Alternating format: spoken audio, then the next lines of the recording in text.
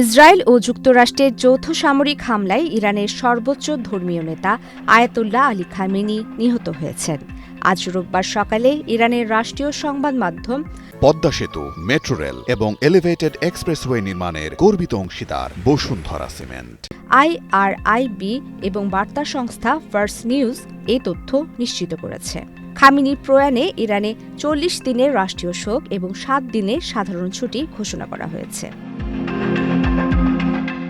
আন্তর্জাতিক সংবাদ মাধ্যম বিবিসি, CNN এবং রয়টার্সের প্রতিবেদন অনুযায়ী গতকাল শনিবার সকালে তেহরানে নিজ কার্যালয়ে অবস্থানকালে হামলার শিকার হন খামেনি। শুরুতে ইরান সরকার বিষয়টি নিয়ে কোনো মন্তব্য না করলেও রোববার ভোরে রাষ্ট্রীয় টেলিভিশনে তার শাহাদাত বরণের খবর প্রচার করা হয়। প্রতিবেদনে বলা হয়েছে, আমাদের সর্বোচ্চ ধর্মীয় নেতা শহীদ হয়েছেন।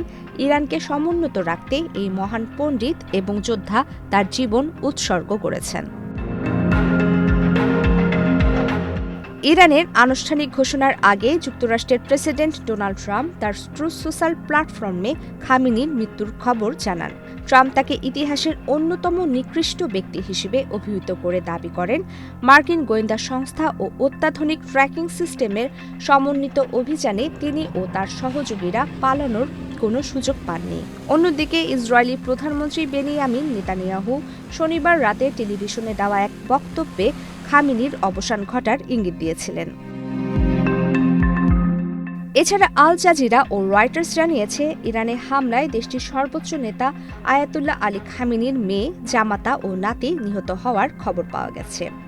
CBS নিউজের তথ্যমতে এই অভিযানে খামেনি ছাড়াও ইরানের প্রায় ৪০ জন উচ্চপদস্থ কর্মকর্তা নিহত হয়েছেন।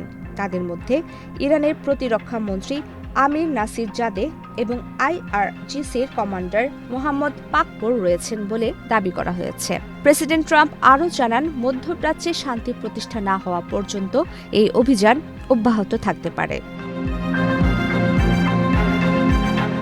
আয়াতুল্লাহ আলী খামেনি ছিলেন আধুনিক ইরানের দ্বিতীয় সর্বোচ্চ নেতা। ১৯৮৯ সালে প্রথম সর্বোচ্চ নেতা আয়াতুল্লাহ রুহুল্লাহ খোমেনির মৃত্যুর পর তিনি এই দায়িত্ব গ্রহণ করেন।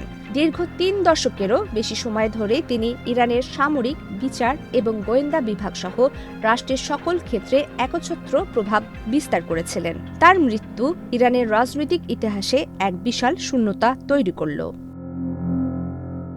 প্রমিতি কিবরিয়া ইসলাম, বাংলাদেশ প্রতিদিন।